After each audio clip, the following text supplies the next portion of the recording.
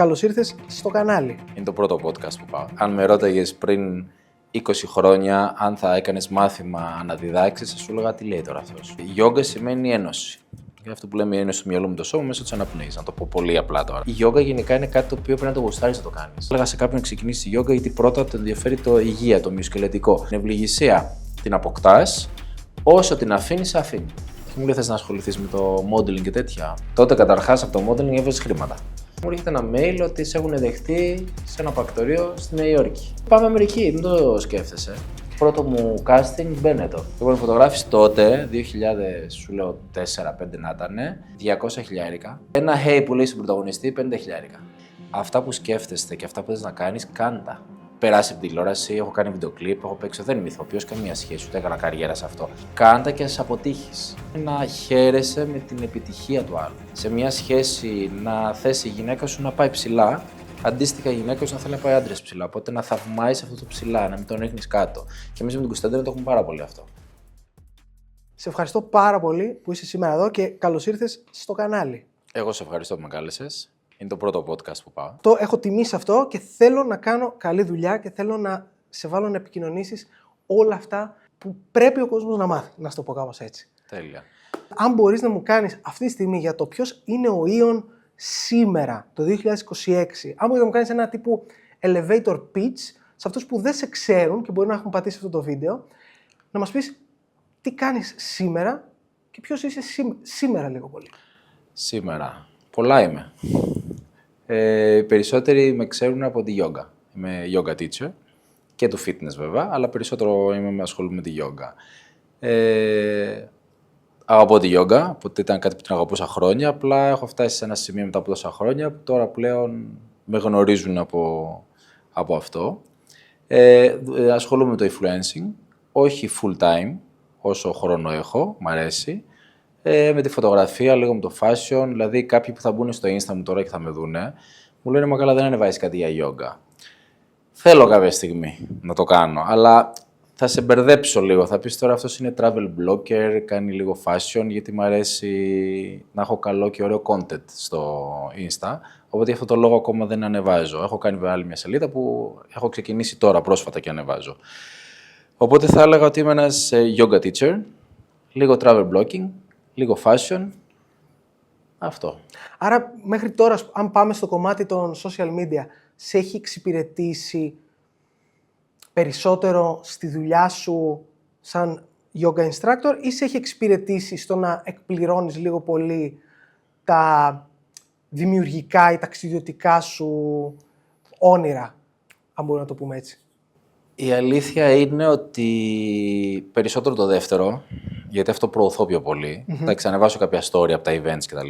Αλλά περισσότερο μας έχει βοηθήσει με την Κωνσταντίνα. Θα πάμε τα ταξίδια μας, θα έχουμε τα collaboration με τα ξενοδοχεία, τα ταξίδια, τα αεροπορικά, τα ταξιδιωτικά. Οπότε περισσότερο θα έλεγα σε αυτό. Τώρα στο κομμάτι που κάνω της yoga, που έχω ξεκινήσει αυτά τα SAP yoga και τα rooftop yoga και τα λίγο έτσι πιο ψαγμένα να το πω, με έχει βοηθήσει γιατί ο κόσμος βλέπει κάτι καινούριο. Δηλαδή με ξέρουν μεν σαν yoga, αλλά προωθώ μέσω stories και κάποια post στην άλλη σελίδα τα events που κάνω. Οπότε τώρα μπορώ να πω ότι έχει αρχίσει και με βοηθάει και σε αυτό και για τον καινούριο κόσμο. Μεγάλη διαφορά μου έκανε το TikTok. Δηλαδή πραγματικά είναι ένα εργαλείο που δεν το πίστευα. Έκανα ένα βιντεάκι το καλοκαίρι που είχα κάνει για το SAP Yoga και η απήχηση που είχα ήταν που για χαβαλέ το έκανα, τίποτα. Και editing, ό,τι να είναι.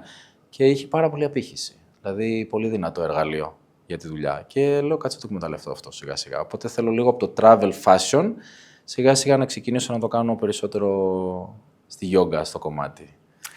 Ξέρεις, ο προβληματισμός μου καμιά φορά με όλο αυτό που λες είναι ότι επειδή τα social media έχουν αυτή την τεράστια, ας πούμε, δύναμη που έχουν και μπορούν όντως μετά από ένα σημείο να σου φέρνουν και περισσότερα χρήματα από ό,τι η main δουλειά. Ξέρεις, οι περισσότεροι που έχουν ένα ταλέντο και έχουν ένα χάρισμα στο να παρέχουν μια υπηρεσία, όπως εσύ σε αυτό που κάνεις, ξέρεις, καμιά φορά μετά βλέπουν ότι είναι πιο απλό και πιο εύκολο και πιο επικερδές το να κάνω focus μόνο στο personal brand μου και να βγάζω, ας πούμε, λεφτά μόνο από τα social, που παρατάνε το ένα κομμάτι και πάνε full μετά στο influencing. Έχει περάσει καθόλου από το μυαλό σου, περνάει ή πώς το έχεις στο μυαλό σου? Κοίταξε, ότι θεωρούν ότι είναι εύκολο το influencing δεν είναι. Δηλαδή νομίζουν ότι απλά ανεβάζεις ένα βιντεάκι και όλα είναι μια χαρά. Έχει προεργασία πριν, δηλαδή για να ανεβάσεις αν έχεις ένα ωραίο Insta και με ένα ωραίο content να έχεις. Οπότε σου τρώει πολύ χρόνο. Η αλήθεια είναι ότι επειδή ασχολούμαι με τα personal περισσότερο και τα ομαδικά, αν είχα περισσότερο χρόνο, πιστεύω θα πήγαινε ακόμα καλύτερα το social μου. Αλλά θέλει χρόνο. Δηλαδή το να κάτσεις να κάνεις editing ένα βίντεο θέλει 4-5 ώρες. Νομίζω το ξέρουμε πολύ καλά. Ειδικά κάποιος, φαντάσου εσύ που το ξέρεις. Φαντάσου εγώ μπορώ να θέλω 6 ώρες. Οπότε εκείνη την ώρα που εγώ θα κάνω το voice over μου και θα φτιάχνω τα πλάνα μου, πρέπει να δω το ρολόι, πρέπει να πάω για μάθημα στο ψυχικό. Οπότε μου κόβει, η αλήθεια είναι. Αλλά από την άλλη, τα social media μέχρι να φτάσει σε ένα σημείο να βγάζει καλά λεφτά, δεν μπορεί να αφήσει και τη δουλειά στην άλλη. Okay. Συγκεκριμένα σε μένα βέβαια μου αρέσει η δουλειά μου. Δηλαδή, ό,τι και να γινότανε και μια μέρα να το οικονομικό πρόβλημα, δεν ξέρω αν θα σταμάταγα να κάνω yoga, γιατί μου αρέσει πάρα πολύ αυτό με τον κόσμο. Έκανα το χόμπι μου δουλειά καταρχάς. Έτσι ξεκίνησα. Οπότε δεν ξέρω αν θα σταματούσα. Δηλαδή τα events και κάποια συγκεκριμένα που κάνω το καλοκαίρι θα συνέχιζα να τα έκανα. Έστω και για, χαβαλέ. Η αλήθεια είναι όμως ότι πλέον από τα social μπορείς να βγάλεις χρήματα. Αλλά είναι και λίγο ρίσκι. Δηλαδή πρέπει να έχεις και λίγο... Ως προς τι? Πρέπει να έχεις συνέχεια ιδέες, μετά... Να είσαι full time. Full time, μετά έρχονται καινούριες γενιές. Δηλαδή όλα αυτά τα βλέπουμε. Εγώ που είμαι λίγο πιο της παλιάς γενιάς, πρέπει να συνέχεια να κάνεις ένα upgrade, ξέρω εγώ. Αλλά οπότε αυτό είναι λίγο ρίσκι. Πρέπει να έχεις και μια δουλειά κάτι πιο safe. Μπορεί να σου πάει και μια χαρά και να είσαι μέχρι δεν ξέρω πόσο χρόνο λέω. Αλλά εμένα μου αρέσει λίγο να έχω την ασφάλεια κιόλας και έχω και αυτό. Οπότε είμαι της άποψης ότι να κρατήσεις τη δουλειά σου που κάνεις και αυτό που αγαπάς, αλλά να ασχοληθείς και με τα social και το βλέπεις, ξέρω. Δηλαδή, εγώ έτσι το κάνω προς το παρόν. Δεν ξέρω τι θα γίνει στο μέλλον. Θα σου πω κάτι που παρατηρώ για να μπούμε λίγο στην ιστορία του πώς έφτασες εκεί που έφτασες, που έχει πολλές ιστορίες μέσα αυτό.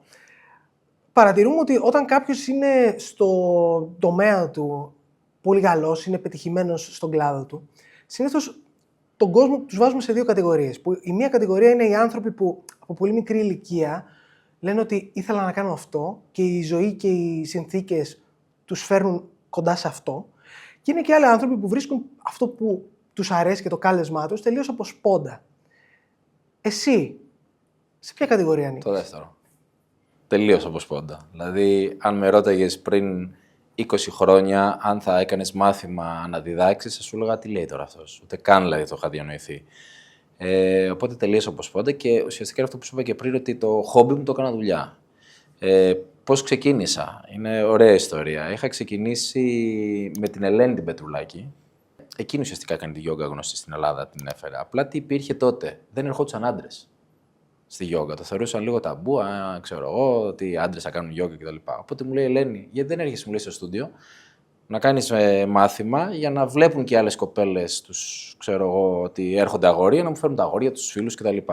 Και λέω, καλά, εγώ έκανα στίβο. Καμία σχέση, 400 εμπόδια και ούτε έφτανα τα γόνατά μου, όχι η ευληγησία.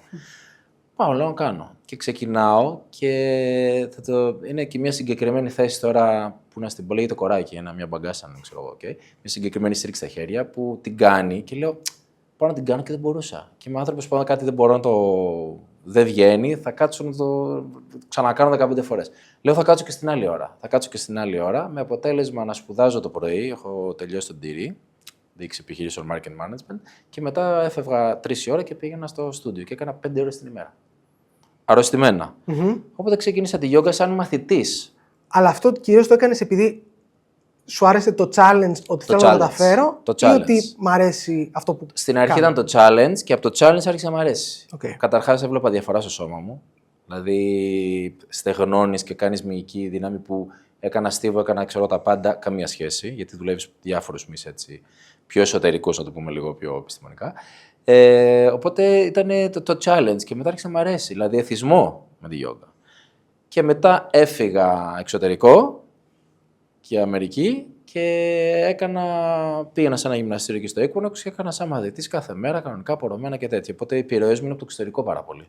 Αν μιλήσουμε με το επίπεδο που ήταν η γιόγκα στην Ελλάδα, που μου λες τότε ότι ήταν η πολύ αρχή και ο κόσμος δεν το ήξερε, δεν ήταν mainstream. Στην Αμερική υπήρχε το κλασικό back and forth που πάντα κάνει κάτι πρώτα η Αμερική πετυχημένα και μετά έρχεται στην Ελλάδα. Καμία σχέση. Πήγα εκεί, δηλαδή, γι' αυτό σου λέω επιρροές μου και ήταν από το εξωτερικό, καμία σχέση. Να σου δώσω καταλάβεις ένα μικρό παράδειγμα. Έμπαινε στην αίθουσα, πολύ μικρό, και έβλεπες κόσμο που ήταν στη σειρά τα στρώματα. Έμπαινε ο δάσκαλος και έγινε το μάθημα. Εδώ έμπαινε στο μάθημα και ήταν τα στρώματα όπου να είναι. Έπρεπε ο δάσκαλος να πει: παιδιά, πάμε λίγο πιο δεξιά. Εκεί πέρα έμπαινε μέσα στην τάξη και ήταν ο πρώτος, μετά πήγαινε ο δεύτερος, μετά ο τρίτος και έλεγα: τι γίνεται τώρα εδώ? Και αφήναν και κενό για το δάσκαλο. Δηλαδή, μου κάνει πολύ εντύπωση. Και λέω: πού έχω έρθει, τι γίνεται εδώ πέρα? Οπότε ήταν λίγο διαφορετική και η παιδεία. Και όχι παιδεία, ήξερε ο κόσμος χρόνια. Σαν επίπεδο, εντάξει, η γιόγκα έχει πολλά επίπεδα. Δεν έχει να κάνει με το Αμερική, Ελλάδα ή οτιδήποτε, αλλά ήταν μπροστά. Οπότε... Άρα, αν πούμε ότι χρονικά μετά από πόσο καιρό σου πήρε να πεις ότι εγώ θέλω να ψιλοασχοληθώ με αυτό και πρέπει να το κοιτάξω λίγο πιο, να το πω επαγγελματικά, να το δω λίγο πιο σοβαρά, να αρχίσω να κοιτάω πώς θα εξελιχθώ σαν instructor, ποια είναι τα βήματα, ας πούμε? Τα βήματα. Πάμε μπροστά τώρα. Okay. Γυρνάμε από Αμερική. Θα το κάνουμε, αυτό δεν θα το κάνουμε. Γυρνάμε από Αμερική. Έρχομαι Ελλάδα. Εμένα οι γονείς μου είχαν ταξιδιωτικά πρακτορεία στο εξωτερικό και εδώ. Οπότε ασχολούμουν και έλεγα, όπως κάθε παιδί, γιατί η δουλειά των γονέων θα πάρω. Και γι' αυτό και έκανα τον DD και τα marketing και όλα. Οπότε ξεκίνησα και δούλευα στο γραφείο. Γιατί μου λέει η μητέρα μου πολύ free, δηλαδή πήγαινε στην Αμερική, πήγαινε κάνει ό,τι θέλει. Απλά γύρνα, τελείωσε τις σπουδές σου, γιατί είχα κάνει ένα maintenance που σταματάς λίγο τον τύρι για λίγο καιρό και ξαναγυρνάς. Οπότε μου λέει απλά γύρνα, τελείωσε τις σπουδές σου και κάνω ό,τι θες, ξέρω εγώ. Μακάρι να ασχοληθείς με τη δουλειά. Οπότε γυρνάω, ασχολούμαι με τη δουλειά και η αδελφή μου, που είναι και μέντορας μου, manager μου, όλα μαζί, είναι πιο μεγάλη, 4 χρόνια από ό,τι την ακούω, μου λέει. Κάνεις τόσο πολύ γιόγκα. Έχεις κάνει στίβο. Γιατί δεν πας, μου λέει, αυτό να το μάθεις για πάρτι σου. Δηλαδή να το ξέρεις πιο βαθιά και πιο τι γίνεται όλο. Και μου λέει να κάνεις και ένα personal like το βράδυ. Αυτό πρωί πας στη δουλειά. Γιατί? Λέω αλήθεια, γιατί όχι? Και παίρνω καλή ώρα στη σχολή που διδάσκω κιόλας τώρα. Και λέω πότε ξεκινάτε τα μαθήματα? Θέλω να κάνω του fitness και της γιόγκα το μάθημα. Και μου λέει σε 2 μέρες. Και μου λέει θέλετε να τα κάνετε και τα 2? Λέω ναι. Και λέω πάω να τα κάνω για χαβαλέ, ας πούμε, να ξέρω. Και ξεκινάω και κάνω τη σχολή, τελειώνω και του fitness και τη γιόγκα και αυτό δεν είναι, δηλαδή μέχρι και που τελείωσα τη σχολή έλεγα ok, το έχω μάθει εγώ να πάω να διδάξω. Δηλαδή έβλεπα που κάναμε σαν πρόβες που κάνεις, ανεβαίνεις πάνω και διδάσκεις και έλεγα τώρα πώς θα ανέβω πάνω, τι θα πω, θα με κοιτάνε, θα πω ξέρω εγώ.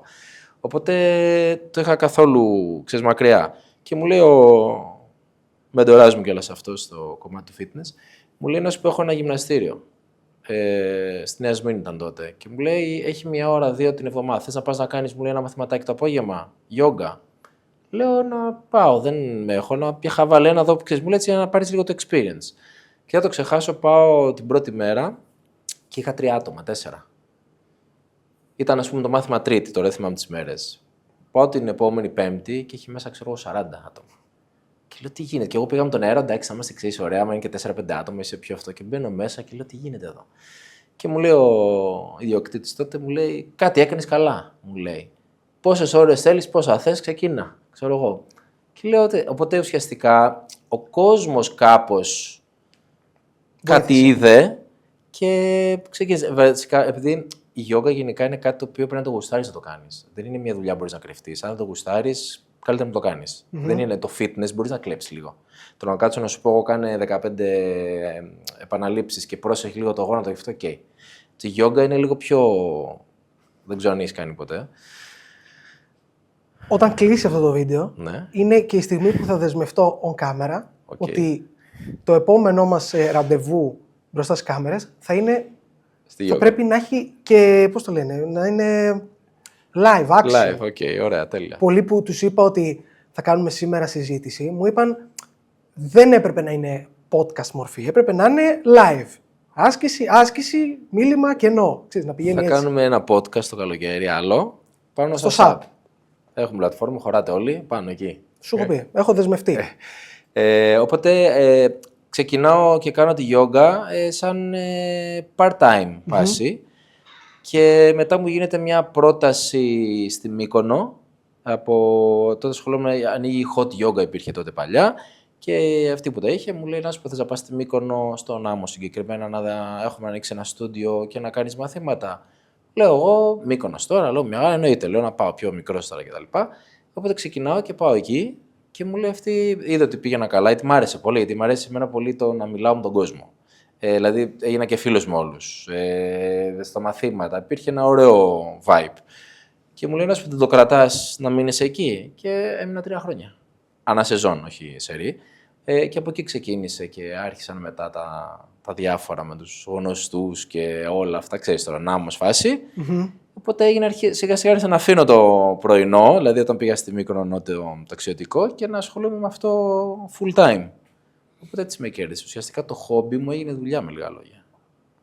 Που υποτίθεται για τους περισσότερους είναι και ο στόχος όλων μας. Άρα από τη Μύκονο όλο αυτό ξεκίνησε να παίρνει ας πούμε, πιο μεγάλες διαστάσεις και ο κόσμος να συνδέει με τον κόσμο. Γιατί αυτό που ξέρω ας πούμε, καλύτερα από όλους, από τη δικιά μου πορεία με τα βιντεογραφικά, είναι ότι όλα είναι, ακόμα και τώρα που όλα είναι social, το word of mouth είναι ακόμα το πιο σημαντικό element of business. Συμφωνώ. Το word of mouth είναι το πιο σημαντικό κομμάτι. Και μάλλον εσύ τότε ήταν και μόνο το word of mouth. Μόνο. Αν είχα social τότε, θα ήταν... Μου φαίνεται υπήρχε υλικό. Πρέπει να είχε ξεκινήσει, υπήρχε το Facebook. Δεν θυμάμαι τώρα χρονολογίες, ήταν 2000, δεν θυμάμαι ακριβώς τη χρονολογία, 8, 9, οπότε είχαν ξεκινήσει, εντάξει το Insta μου φαίνεται τότε ξεκινάει, δεν θυμάμαι πότε είχε ξεκινήσει ή δεν είχε ξεκινήσει καν.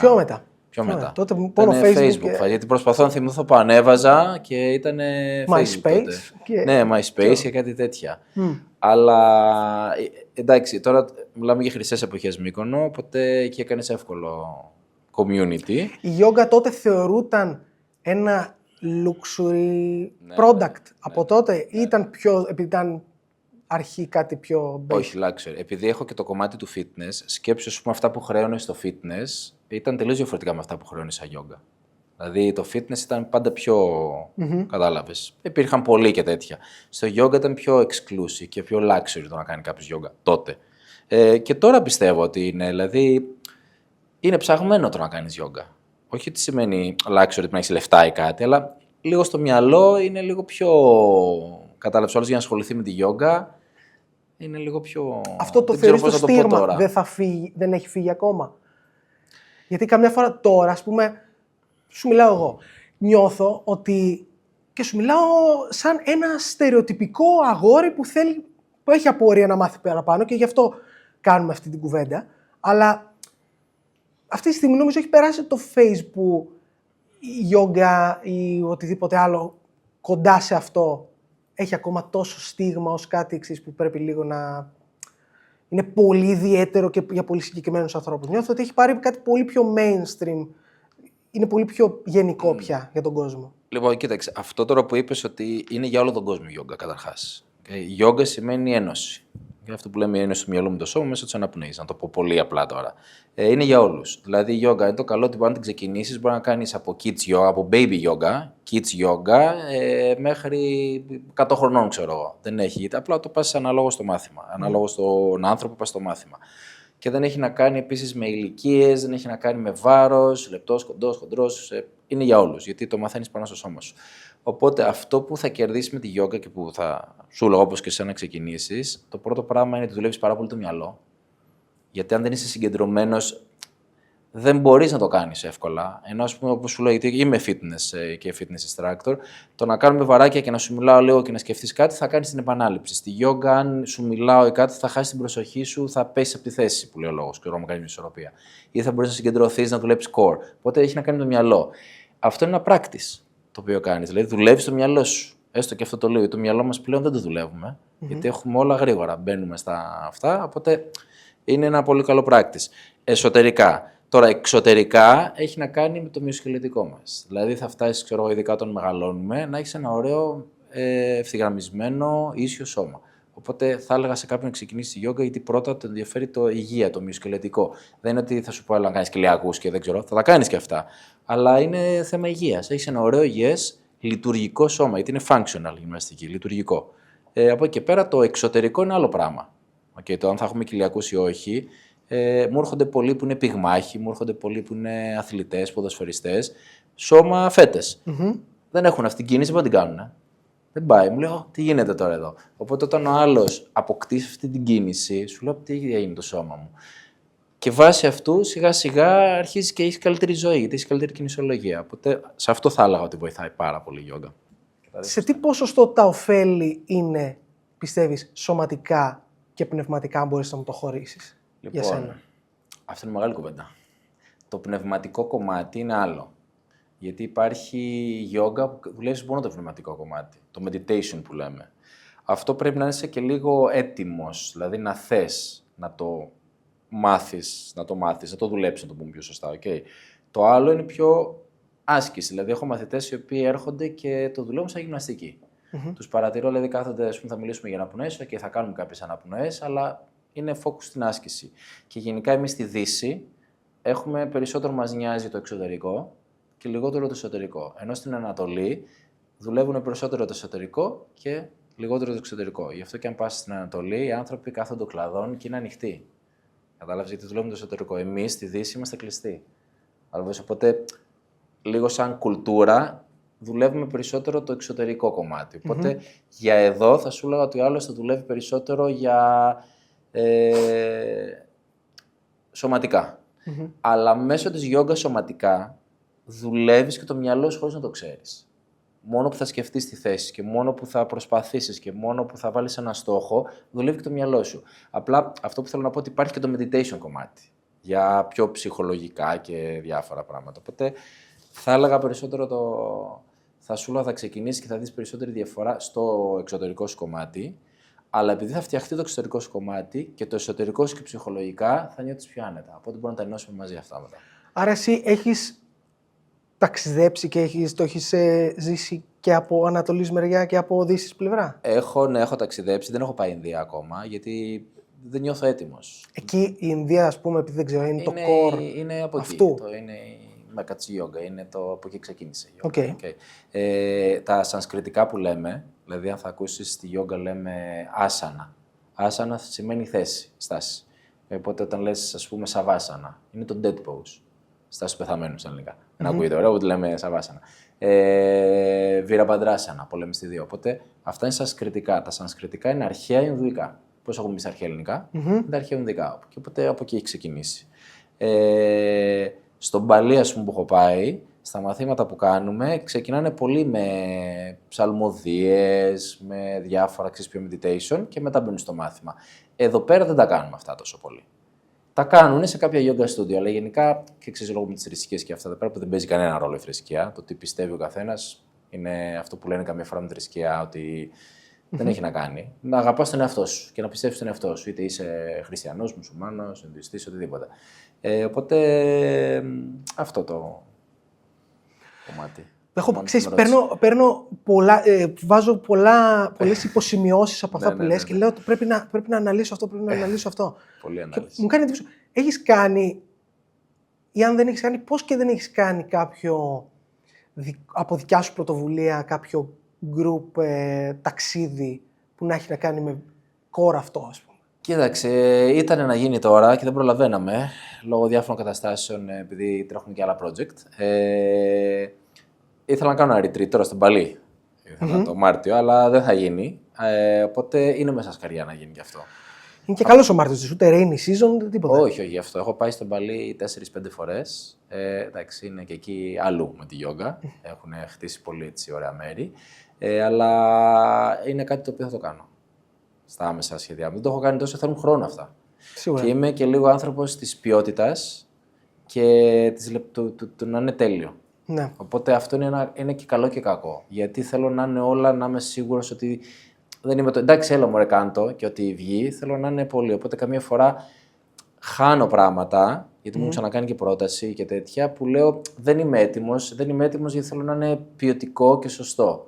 Και ας είναι 5 άτομα. Δεν με νοιάζει, παρά να έχω 30 και να είναι, κατάλαβες. Οπότε είναι λίγο αυτό σε μένα. Έχω σημειώσει στο μυαλό μου 2 ερωτήσεις που θέλω να κάνω τώρα που μιλάμε για το core και για τη yoga και για όλο αυτό το industry. Ένα είναι ότι, πώς να το θέσω, ότι είπες πριν ότι ένας αθλητής που έρχεται να ξεκινήσει, ή εσύ όταν ξεκίνησες, ή εγώ αν θέλω τώρα να ξεκινήσω, το πιο γνωστό παράδειγμα είναι αυτό που λες ότι όποιος ξεκινάει στην αρχή δεν έχει ιδέα, δεν υπάρχει ευληγησία για σχεδόν καμία κίνηση. Αυτό, επειδή συνήθως με όσους έχω μιλήσει που έχουν κάνει, υπάρχει μεγάλο χάσμα σε αυτόν που κάνει καιρό με αυτόν που έρχεται στην αρχή. Και θεωρώ ότι πολλοί έχουν στο μυαλό τους ότι δεν θα το προσπαθήσω, επειδή να πάω εγώ τώρα σε ένα μάθημα το οποίο κάνεις εσύ με άλλους που κάνουν 2 χρόνια. Εγώ κάνω πρώτη φορά, ο άλλος κάνει 6 μήνες. Υπάρχει μεγάλη διαφορά από άτομο σε άτομο. Θεωρείς ότι αυτό είναι τελείως απλά σαν είναι μια δικαιολογία του μυαλού, είναι κάτι το οποίο ο κάθε δάσκαλος το ξέρει και λύνει την εξίσωση ανάλογα? Την έχω την απάντηση. Εγώ τι κάνω, το μάθημά μου, γιατί εγώ μιλάω για μένα τώρα, έχει να κάνει με τον δάσκαλο. Γιατί όχι ότι είναι κακοί δάσκαλοι. Δεν θα πω ότι υπάρχουν κακοί δάσκαλοι, θα πω ότι πρέπει ο δάσκαλος να σου ταιριάζει. Μπορεί να πάμε θα δώσω και ένα παράδειγμα μετά. Μπορεί να πάει σε κάποιον ο οποίος απλά να μην ταιριάζεται, δεν σημαίνει ότι είναι κακός. Πρέπει να βρεις το δάσκαλό σου. Από τη στιγμή που θα βρεις το δάσκαλό σου, ή δάσκαλο αντίστοιχα, εγώ προσωπικά τι κάνω, τα μαθήματά μου είναι όλα τα level. Εμένα μου αρέσει η δύσκολη γιόγκα, δηλαδή να διδάσκω δύσκολα, level 3. Ξύλο που λέω. Είναι όμως το μάθημά μου και για κάποιον που δεν έχει να κάνει. Γιατί στα λέω τόσο με λεπτομέρεια, δηλαδή σου λέω το γόνατο πάνω από τη φτέρνα, των 90 μοίρες full, μέσα σε τίποτα, σε 3 δευτερόλεπτα. Οπότε, αν είσαι focus, θα το βγάλεις το μάθημα. Όταν κάνουμε τους χαιρετισμούς που λέμε, όταν θα κάνουμε γιόγκα, θα τα καταλάβεις αυτά, τις βινιάσες που λέμε, δίνω στάδια. Δηλαδή, μπορεί να την κάνεις με γόνατα, ας πούμε, να κάνεις ένα push-up σωστό, απλά με γόνατα. Και ένα push-up χωρίς γόνατα. Τι είναι πιο εύκολο? Με γόνατα. Οπότε, κατά τη διάρκεια του μαθήματος, αν το κάνεις με γόνατο, θα είναι πιο εύκολο το μάθημα. Τώρα τι γίνεται, υπάρχουν κάποιοι που έρχονται στο μάθημα και βλέπουν τους γύρω και σου λέει άλλος, πω, κοίτα τι κάνει, και εγώ δεν μπορώ ούτε να φέρω το πόδι μου μπροστά. Εκεί είναι το trick, το κομμάτι το οποίο πρέπει να δουλέψεις και να πεις αυτό που τους λέω και στους μαθητές μου, είναι σαν να έρθεις στο μάθημα και είσαι στο στρώμα μόνος σου. Μπορεί να έχει 50 άτομα δίπλα και να ακούς μια φωνή, ούτε να με βλέπεις εμένα, να ακούς μια φωνή. Αυτό. Μπορείς να το κάνεις. Δεν με νοιάζει τι κάνει ο δίπλα, τι κάνει ο μπροστά, ο πίσω. Ο μπροστινός μπορεί να κάνει 20 χρόνια γιόγκα. Μπορεί εσύ τώρα που ξεκινάς με αυτόν που ξεκίνησε να είσαι 10 φορές καλύτερος και ο άλλος να ήταν 10 φορές χειρότερος όταν ξεκίνησε. Οπότε είναι λίγο αυτό που λέω σε όλους: κάντε 5 με 6 μαθήματα, όχι 1-2. Και μετά από 5-6 μαθήματα πες μου να σου πω δεν μ' αρέσει η γιόγκα. Ή κάνε με 3-4 δασκάλους και πες μετά δεν μ' αρέσει η γιόγκα. Εκεί, όχι να έχεις κάνει ένα, γιατί μου έχει τύχει και μου λένε έχω κάνει μια φορά και ήταν χάλια. Μπορεί να μην τα ρίξει με το δάσκαλο, να μην τα ρίξει με το δάσκαλο. Οπότε αυτό που λέω σε όλους είναι υπομονή. Και τη χρειαζόμαστε την υπομονή που δεν την έχουμε. Οπότε θα έλεγα ότι στο δικό μου μάθημα για να μιλήσουμε, από κάποιον αρχάριο που δεν έχει ιδέα, με κάποιον προχωρημένο, αποκλείεται να μην φύγει ικανοποιημένος, να το πω, και ευτυχισμένος.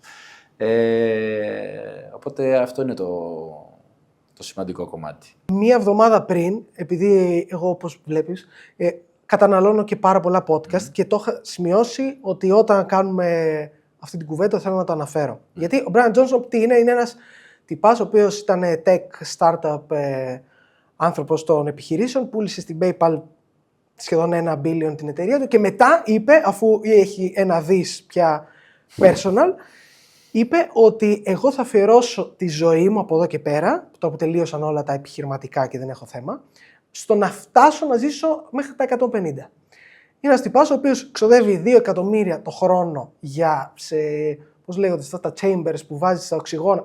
Ασχολείται μόνο με αυτό. Ναι. Πώς θα κάνει reverse aging και όλα αυτά. Okay. Πόσο χρόνο είναι αυτός? Πρέπει να είναι τώρα 47. 47. Και σου βγάζει κάτι metrics, το πώς υπολογίζεις αν είσαι ο πιο healthy άνθρωπος. Ναι, έχει διάφορα και με το DNA που κάνει. Πάρα πολύ. Αλλά έχει πάρα πολλά interesting πράγματα, γιατί πραγματικά ρίχνει άπειρα λεφτά σε όλο το επιστημονικό κομμάτι του πώς να γίνεις ας πούμε, το best of the best. Ναι. Και άκουγα το podcast και φαντάζομαι το έχω σημειώσει εδώ για να θα πω ακριβώς, που έλεγε ότι η ευληγησία είναι το πιο υποτιμημένο χαρακτηριστικό στην ποιότητα ζωής και ένα από τα πιο θεμελιώδεις χαρακτηριστικά για μακροζωία. Σωστά. Γιατί πρόληψη τραυματισμών, μείωση πόνου, υγεία αρθρώσεων, κυκλοφορία και νευρικό σύστημα. Θέλω να μου πεις αν έχεις κάτι να πεις πάνω σε αυτό το fact, γιατί εγώ το άκουσα, λέω θα μιλήσω μαζί σου, θα ήθελα να σε ρωτήσω, αλλά νομίζω μπορεί να δίνει κάποια αξία στον κόσμο. Εννοείται. Λοιπόν, είναι αυτό που σου είπα πριν. Λειτουργικό σώμα. Αυτή είναι η μακρή ζωή. Γιατί όταν είσαι ευλίγιστος, δηλαδή να σου καταλάβεις, ο περισσότερος κόσμος, να το πω και λίγο πιο επιστημονικά, από πίσω εδώ ο μύς είναι ο πίσω μοιραίος. Όταν μεγαλώσουμε, γεράσουμε με το καλό, αυτός ο μυς όταν ατροφήσει, είναι αυτός ο μυς που θα πέσεις. Καταλαβαίνεις, δηλαδή αυτό που λέμε έπεσε γέρος, είναι γιατί ατροφούν οι μυς πίσω. Αν αυτό το κρατήσεις γυμνασμένο, το σώμα σου γενικά, αλλά ειδικά και αυτούς τους μυς εδώ πέρα, γιατί συνήθως ευληγησία έχουμε εδώ πάνω στα εντός στο πόδι, δεν πάει. Φαντάσου ότι λειτουργικό σώμα θα έχει μέχρι πόσο χρονών. Οπότε, όταν έχει λειτουργικό σώμα, σημαίνει ότι μπορεί να πας να τρέξεις, μπορείς να περπατήσεις περισσότερο, μπορείς να πας να ανέβεις σε ένα βουνό, μπορείς να διασκεδάσεις, να παίξεις με τα εγγόνια σου κτλ. Οπότε, αυτό τι κάνει, δεν σου δίνει ζωή. Άρα, πολύ σωστά το λέει ότι όταν το σώμα σου είναι λειτουργικό και ευλίγιστο, έχεις πάρα πολλά άλλα benefits που μπορείς να κάνεις, με αποτέλεσμα να έχεις μια ωραία. Και όχι μόνο μια ποιοτική ζωή, γιατί δεν είναι το μόνο μέχρι πόσο χρόνο θα ζήσουμε. Μπορεί να ζήσουμε μέχρι τα 150. Το θέμα είναι στα 150 να είσαι λειτουργικός. Αν να φτάσουμε μέχρι τα 150 και να είμαι φυτό, καλύτερα να φύγω στα 80. Okay? Οπότε συμφωνώ πάρα πολύ με αυτό. Και είναι πολύ σημαντικό κιόλας. Λειτουργικό σώμα. Αλλά υπάρχει ένα μειονέκτημα. Την ευληγησία την αποκτάς, όσο την αφήνεις, αφήνει. Που ισχύει και λίγο με όλα. Ακριβώς. Αλλά αυτό ισχύει, δηλαδή, λίγο να μην κάνεις, αφήνει. Δηλαδή, ξανά γίνεσαι stiff. Οπότε αυτό είναι το μειονέκτημα. Δηλαδή, θέλει συνέχεια να του δίνεις. Δεν σου να κάνεις κάθε μέρα, αλλά θέλει. Μην πεις θα το αφήσω 2-3 χρόνια. Κρίμα είναι. Δεν με έχει ξεκινήσει. Οπότε είμαι υπέρ σου αυτό και πολύ καλά το λέει κάτι ξέρει. Έχει κάνει και τόσα εκατομμύρια. Ποιο είναι το καλύτερο κομπλιμέντο που μπορείς να πάρεις από έναν συνεργάτη, πελάτη, μαθητευόμενο, αν μπορώ να το πω, αν είναι σωστή λέξη? Το καλύτερο κομπλιμέντο και η καλύτερη ανταμοιβή είναι όταν βλέπεις ένα σώμα το οποίο είναι μη λειτουργικό. Κατάλαβες να είναι, ξέρω εγώ, με πόνους κτλ. Και να γυρίσει σου πει μετά ο μαθητής, πω δάσκαλε, νιώθω άλλος άνθρωπος. Έκανα αυτό το μάθημα και νιώθω δεν έχω πόνους εδώ πέρα. Έπαιξα σήμερα με το παιδί μου. Αυτό είναι το καλύτερο κομπλιμέντο που μου έχουν κάνει, γιατί μου κάνουν συχνά διάφορα τέτοια. Είναι ότι αυτή είναι η ανταμοιβή. Καλύτερα και από την ανταμοιβή ενώ την πληρωμή είναι αυτό το πράγμα. Είναι το καλύτερο κομπλιμέντο που μπορεί να κάνει ένα δάσκαλο. Έχεις κάποια ιστορία, σε εισαγωγικά, ιστορία επιτυχίας με κάποιον συγκεκριμένο άνθρωπο που ήσασταν μαζί, η οποία είναι άξια να την επικοινωνήσεις σαν ένα success story? Δυστυχώς αυτός ο άνθρωπος έχει φύγει από τη ζωή. Ήταν μπαμπάς ενός φίλου μου, 82-81 χρονών, ο οποίος δεν μπορούσε να σκύψει, να πιάσει, δηλαδή είσαι τώρα πολύ απλό, είσαι εδώ, κάθεσαι και σου πέφτει κάτι κάτω. Για να το κάνει αυτό έπρεπε να γίνει ολόκληρη διαδικασία. Να κατέβει στα γόνατα, να μπουσουλήσει, να το πιάσει, να ξαναπάει, να πιαστεί και να ανέβει. Δηλαδή αυτό μπορεί να το παίρνει κάνει 20 λεπτό. Οπότε το ξεκίνησα και το έκανα γιόγκα, πολύ ήπια γιόγκα βέβαια κάνουμε, αυτοί λέγονται ειδικοί πληθυσμοί. Και καλό είναι να ξέρεις πάντα για να ασχοληθείς με αυτό, το έχω κάνει και αυτό. Οπότε δουλεύαμε κινησιολογικά από το πάτωμα, κινήσεις που εμάς μας φαίνονται πάρα πολύ απλές, για έναν άνθρωπο ηλικιωμένο είναι αλλαγή ζωής. Φτάσαμε σε σημείο να πηγαίνω στο σπίτι και να παίρνει ένα σοκολατάκι και να μου λέει Ιων, τάκ, το πέταγε κάτω και να σκύβει για να το πιάνει. Και μου λέει αυτό, εμένα μου λέει, μου έχει φτιάξει ζωή. Αυτό μόνο, δεν θέλω κάτι άλλο. Μου λέει το ότι μπορώ και κάνω αυτό και το ξανασηκώνω είναι αυτό. Δεν υπήρχε καλύτερη,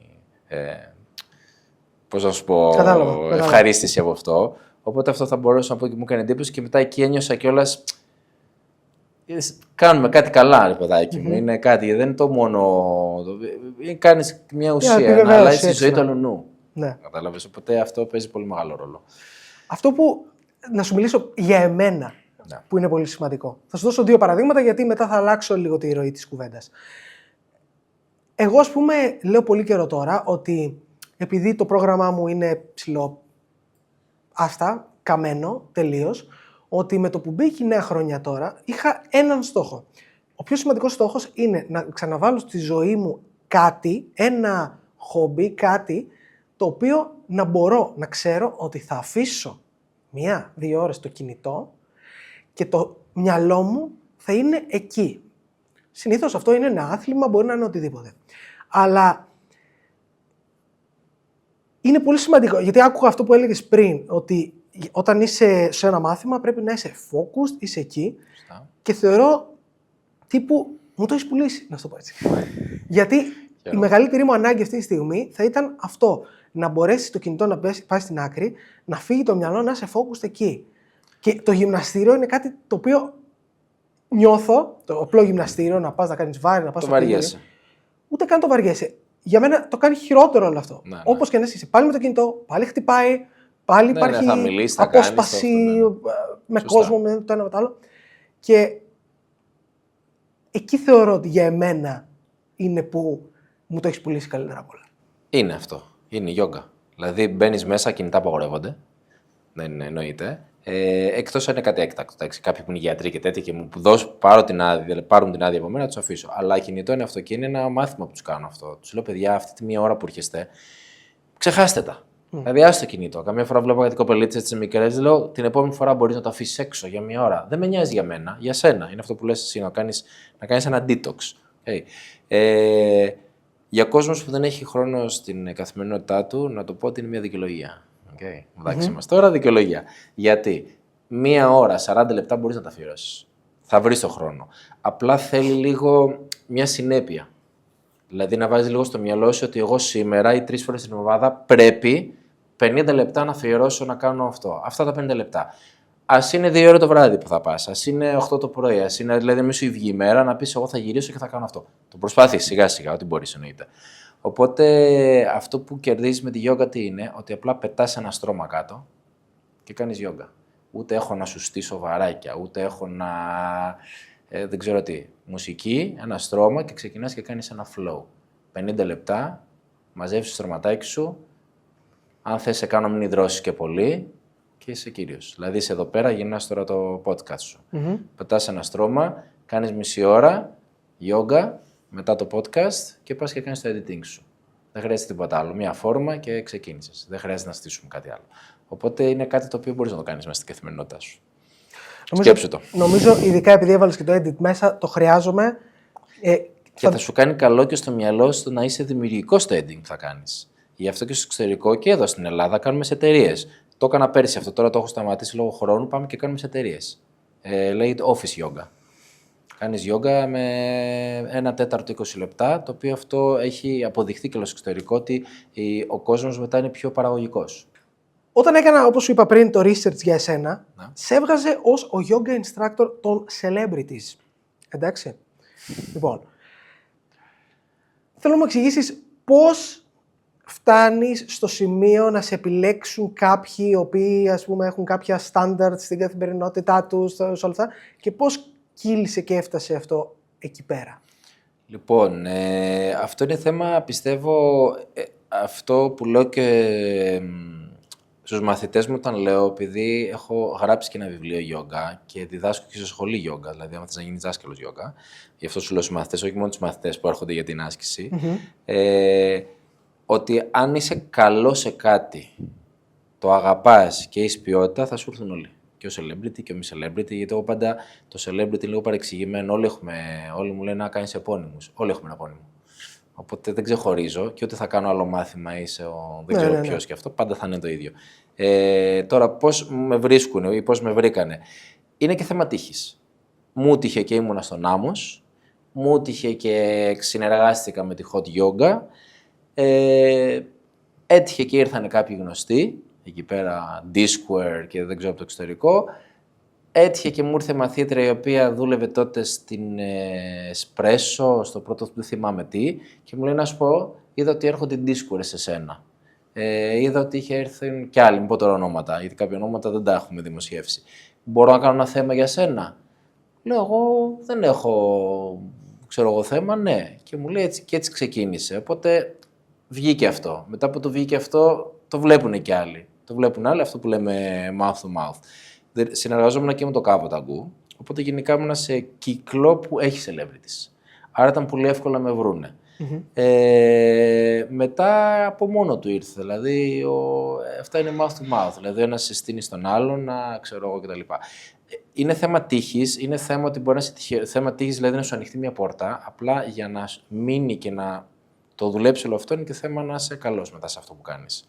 Αυτό λέω. Δηλαδή, αν δεν είσαι καλός, μπορεί να έχεις μια εμφάνιση. Μπορεί να είσαι τυχερός, μετά δεν θα είσαι. Δηλαδή, ο άλλος ξέρει. Θα κάνει μαζί σου λίγο καιρό, πει εντάξει, τι είναι αυτός, με έχει καταστρέψει. Δεν πάει να είναι ωραίος, δεν πάει να είναι καλός. Ενώ κατάλαβες. Γνωστός. Γιατί δεν σημαίνει ότι είσαι γνωστός και καλός. Οπότε από εκεί θέλω να το πω, το πόσα τύχη. Έτυχε και ήμουν και καλός και στο right timing που λέμε. Κάτι που το ρωτάω στους περισσότερους ανθρώπους που κάνουμε τέτοιες συζητήσεις είναι ότι ειδικά όταν έχουν τριβή με ανθρώπους που, όπως είπαμε, ούτε το λέω γιατί και εγώ συνεργάζομαι με πόσα άτομα, αν είναι επώνυμος, ένα celebrity, είναι απλά πετυχημένος, πλούσιος ή οτιδήποτε. Αλλά αυτοί οι άνθρωποι έχουν κάποια χαρακτηριστικά όλοι μαζί. Έχουν κάποιους μεγάλους εγωισμούς, έχουν κάποια στάνταρτ, ο καθένας έχει τις περιέργειές του. Ναι, ναι. Υπάρχουν κάποια μαθήματα που έχεις πάρει από αυτό για τον τρόπο που πρέπει να διαχειρίζεσαι εσύ τους ανθρώπους, για το πώς πρέπει. Γιατί καμιά φορά ξέρω ότι ο ρόλος σου καμιά φορά είναι και σαν ψυχολόγος έμεσα. Αυτό που λες είναι αλήθεια. Μπορώ να σου πω ότι είμαι περισσότερο σαν ψυχολόγος και το ξέρουν και όλοι οι instructors και οι personal trainers. Είμαστε περισσότερο ψυχολόγοι παρά τόσο οι instructors. Οπότε, γιατί στην αρχή είμαστε κάποιοι που είμαστε ξένοι. Δεν μας ξέρει κάποιος, δεν μας ξέρει η οικογένεια, οπότε θα σου ανοιχτεί. Μετά υπάρχει και το ότι και θα πεις στον instructor, δεν πρόκειται να καταλαβαίνεις, δεν ξέρω να πω ή να κάνω, αλλά και άνθρωπους που δεν λέω γενικά. Ενώ και από τους γνωστούς δεν θα εκθέσω ποτέ κάποιον άνθρωπο. Οπότε έχουν συμβεί περίεργα πράγματα. Θες να σου πω ιστορίες τι έχουν συμβεί? Αν θεωρείς εσύ ότι έχεις κάτι συγκεκριμένο που μπορείς να τοποθετηθείς, θα το δεχτώ. Λοιπόν, μου έχει συμβεί, όπως καλή ώρα μου ανέφερες πριν, billionaire, μου έχει συμβεί να πάω σε οικογένειες, ξένοι ήτανε, στη Μύκονο. Όταν, δεν ξέρω, έχεις πολύ χρήμα, δεν ξέρω, τρελαίνονται και ας πούμε τους έκανα, γιατί έχω κάνει και aqua aerobic να διδάσκω και γενικά κάναμε το απόγευμα γιόγκα και το πρωί aqua aerobic. Και πάω και μου λένε, ξέρω εγώ, ήταν 7-8 κοπέλες, ξέρω εγώ, και μου λένε, μπορούμε να κάνουμε γυμνές? Και μετά λέω εγώ, εμένα μην νοιάζεσαι στον νερό, εγώ είμαι απ' έξω. Κάντε τι θέλετε. Καταλαβαίνεις, δηλαδή, οκ, αλλά θέλω να σου πω τώρα την νοοτροπία αυτή, θέλω αφού χαρήκαν αυτές, να είναι γυμνές, ξέρω εγώ, κάντε το, εγώ απ' έξω. Οκ, πάω πάσο. Δεν θα μπω μέσα. Αυτές τις μέρες έχει Epstein Files, έχει Diddy. Αυτό, δηλαδή, δεν ξέρω, κάτι τρελαίνονται. Αλλά όταν με καλεί άλλοι μετά, συγκεκριμένα αυτές, να ας πούμε έλα στο σκάφο, δεν θα πάω. Αυτό δεν το ξέρουμε, αλλά το αφήνεις ότι σε εμπιστεύομαι. Δεν θα πάω, όχι, ποτέ δεν έμπλεξα. Δεν ποτέ αυτό. Αλλά επειδή έζησες. Και άλλες πολλές τέτοιες ιστορίες. Τώρα αυτή είναι μια. Αυτό επειδή μου λες για Prime, Μύκονος και εποχή τώρα. Έχω ζήσει πολλά. Πριν κρίση, μετά την κρίση, όλα μαζί εκεί. Πρέπει να έχει πολύ πράγμα. Πολύ πράγμα. Κάποια στιγμή έχω πει θα γράψω ένα βιβλίο. Δεν θα εκθέσω ποτέ άνθρωπο, εννοείται. Με πολλές ιστορίες τέτοιες. Έχω άπειρες τέτοιες ιστορίες. Και, ξέρεις, και όσο τις συζητάω, θυμηθώ κιόλας, αλλά άπειρες. Έχει κόσμος ο οποίος είναι. Έχω γνωρίσει απίστευτο κόσμο. Δηλαδή, άνθρωποι που έχουν τρελό χρήμα και είναι απίστευτοι και άνθρωποι που είναι. Αλλά εντάξει, δουλειά είναι αυτή. Υπάρχει ένα meme που υπήρχε, ας πούμε, στην πιάτσα τα τελευταία χρόνια που πήγαινε κυρίως σε Target, σε Μύκονο, σε Ήμπιζα, σε τέτοια μέρη. Που λέει ότι δεν ξέρω, λέει, αν είναι πόσο effective είναι να μαστουρώνεις σε όλα τα ναρκωτικά το βράδυ και να κάνεις γιόγκα το πρωί. Ναι. Το έχεις ζήσει εκείνα τα χρόνια στη Μύκονο αυτό? Έχω ζήσει, τώρα δεν ξέρω πώς είναι, δεν έχω δοκιμάσει το τσιγάρο εγώ προσωπικά στη ζωή μου, το απλό τσιγάρο, αλλά έχω ζήσει, δεν ξέρω όταν αν είχαν κάνει drugs ή δεν έχουν κάνει, οικογένειες που μου ερχόντουσαν στη hot yoga 10 η ώρα το πρωί στον Άμμος, γιατί hot yoga τι είναι 40 βαθμοί Κελσίου σε μια αίθουσα και 40 υγρασία. Οπότε αυτό σε κάνει, θα να το πω, σαν ένα steamer που κάνουμε στο γυμναστήριο, χωρίς τον ατμό. Okay. Οπότε με το που κάνεις το μάθημα είναι ένα detox, δηλαδή ανοίγουν κατευθείαν οι πόροι σου. Και είχα μεθυσμένους από πάρτι να έρχονται με μάτια κόκκινα και λέω τώρα, ξέρεις, να είμαι alert, και ερχόντουσαν για μάθημα, κάναν ό,τι μπορούσαν να κάνουν για να τους φύγει αυτό το detox. Και νιώθαν πολύ ωραία μετά. Δηλαδή στη χώρα, γιατί τι γίνεται, βέβαια μέριζε η αίθουσα βότκα και αλκοόλ. Αλλά μετά μου λέει, ερχόμαστε για να πάμε μετά για ύπνο. Οπότε σε αυτή την περίπτωση. Σερί δηλαδή. Σερί, κόκκινα μάτια και τέτοια. Να μου λένε τώρα πριν μισή ώρα γυρίσαμε. Τώρα Μύκονο, ξέρεις, 10 ώρα το πρωί, να γυρνάς. Και να λέω τώρα, θα μου μείνει, δεν θα μου μείνει, ξέρω εγώ. Οπότε σε αυτό το κομμάτι ναι. Τώρα στα άλλα δεν το έχω ζήσει ποτέ, αλλά έχω ακούσει ιστορίες. Αφού μπόρεσες να βγάλεις εσύ τη Μύκονο και τη σεζόν safe και υγιής και τέτοια, respect. Ναι, όχι, εντάξει, πάλι καλά. Και εκεί ήμουν τυχερός. Οκ. Επειδή οπότε είπες στην αρχή ότι όλη αυτή η καριέρα που τώρα υπάρχει ήρθε σαν μια έμεση σπόντα. Επειδή και εμένα όλο αυτό μου βγήκε τελείως random, το butterfly effect, το πώς θα έφερε το να καταλήξω, ας πούμε, με μια κάμερα και να πηγαίνει καλά η δουλειά και να είμαι μέσα σε αυτό. Αλλά πριν είχα κάνει κι εγώ, δεν ξέρω καν αν τα έχω πει σε προηγούμενο βίντεο, 15 διαφορετικές δουλειές μέσα σε λίγα χρόνια και μέσα στον κορονοϊό απλά κάπως το έφερε τύχη με μια κάμερα να κάνουμε κάτι για πλάκα και μετά να γίνει full time δουλειά. Δεν υπάρχει κανένας άνθρωπος, να το πω εδώ στην κάμερα, μιλάω στην κάμερα τώρα, δεν υπάρχει κανένας άνθρωπος που έχει πιο interesting side story από αυτόν τον κύριο εδώ πέρα, να σας πει για το πώς έφτασε να καταλήξει το κομμάτι της yoga στη ζωή του και θέλω λίγο να μπούμε σε αυτό, γιατί είναι πολύ σημαντικό. Θα μας δώσεις Από clips. πού να ξεκινήσουμε. Θα σε πάω λοιπόν πίσω, πάμε 18 χρονών, Ιων, να μας πεις πού ήσουν τότε, τι να πω τώρα, πού ήσουν πρακτικά, πού ήσουν πνευματικά, τι ήθελες να κάνεις και τι έκανες. Λοιπόν, 18 χρονών. Πήγαμε πολύ πίσω. Λοιπόν, 18 χρονών, τίποτα. Είχα τελειώσει σχολείο και ήμουνα σε φάση και καλά να σπουδάσω, τον Τύριο όπως είπα, να δουλέψω στο ταξιδιωτικό πρακτορείο, των γονέων κτλ.